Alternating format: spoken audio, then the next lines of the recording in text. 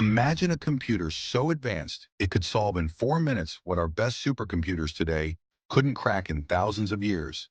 That's not the future. That's what's being built right now. And the technology behind it, quantum computing, is shaping up to be one of the biggest leaps in human history. New medicines developed in years instead of decades. Climate problems we've never been able to model. Encryption that protects everything online, potentially crackable. Right now, the biggest tech companies and governments in the world are racing to build the most powerful quantum computer ever made. Because whoever gets there first holds a serious advantage in science, in AI, and in national security. But quantum computers work completely differently from anything we use today. So let's break it down. How they work, why they matter, and who's winning the race. Welcome to the Best Tech Zone. Let's tackle this together. This is going to be fun. Every computer you've ever used, your phone, your laptop, even the world's biggest supercomputers, works the same way at its core. Tiny electronic switches called transistors, billions of them, flipping on and off incredibly fast. On is a 1, off is a 0. That's it. Everything your computer does comes down to those two states. And for most things, that works great, but certain problems are on a completely different level. Simulating how molecules interact, cracking advanced encryption, modeling massive, complex systems like global climate patterns. These problems don't just get a little harder as they scale, they grow exponentially, and at a certain point, even the most powerful classical computers just hit a wall. That's when scientists said, we need to approach this completely differently. Quantum computers are built on quantum mechanics, the physics of the incredibly small, subatomic particles small, and at that scale, things don't behave the way you'd expect. In our everyday world, something is either here or there, on or off. But at the quantum level, particles can exist in multiple states at the same time.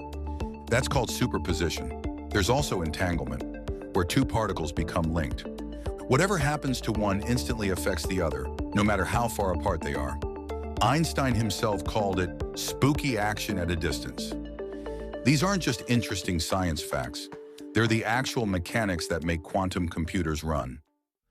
Are you still with me? Because it's getting interesting now.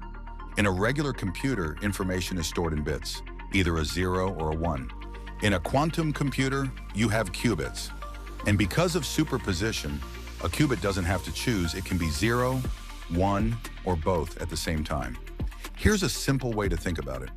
Say you're trying to crack a combination lock. A normal computer tries every combination one by one until it finds the right one. A quantum computer can explore a huge number of combinations simultaneously, and the power scales fast. 10 qubits can represent over 1,000 states at once. 50 qubits can represent more states than most classical computers can process. Scale that up further, and you're in completely uncharted territory. That exponential growth is exactly why the world is paying attention. Now, one thing worth clarifying. Quantum computers aren't replacing your laptop. For everyday tasks, classical computers are still the better tool. But for specific complex problems, quantum computers could be on a completely different level.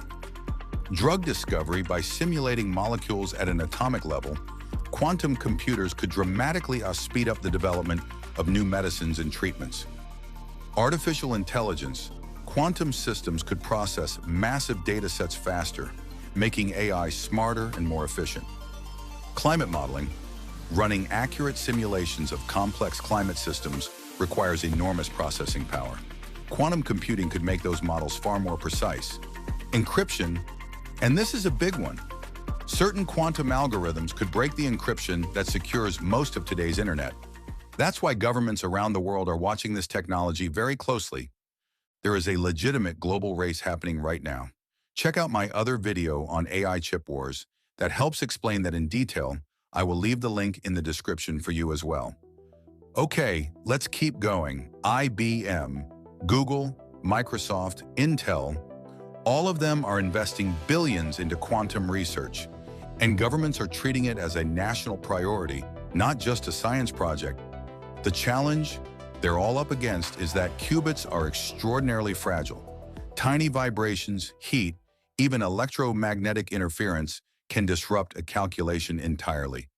To keep qubits stable, quantum computers have to operate in environments colder than outer space, near absolute zero. And these machines don't look like computers.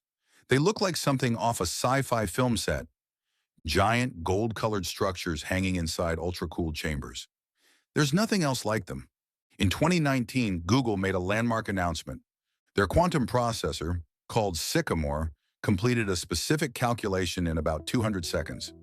The same calculation on a classical supercomputer, they estimated, would take around 10,000 years. That was the moment people started using the term quantum supremacy. When a quantum computer does something a classical machine realistically cannot. The calculation itself was very specific and not a practical everyday task. But the proof of concept was undeniable. It showed the world that quantum computing wasn't just theory anymore, and it pushed every major player to accelerate their programs too. With all that said, there are real obstacles that haven't been solved yet. The biggest is something called decoherence. Qubits are so sensitive they can lose their quantum state before a calculation is even finished. That causes errors. And in quantum computing, errors compound quickly. The solution is quantum error correction, but doing it properly requires an enormous number of physical qubits working together just to produce one reliable, stable result. We're talking potentially thousands or millions of qubits to support large-scale computation. Today's quantum computers are still relatively small compared to what's needed. Fully fault-tolerant systems are still a few years away. But progress is moving faster than most people anticipated. Every year, the numbers improve. If quantum computing reaches its full potential, the impact could touch almost every major field: energy storage, pharmaceutical development, financial modeling, material science, climate solutions. These are areas where quantum computing could deliver breakthroughs we simply can't achieve today.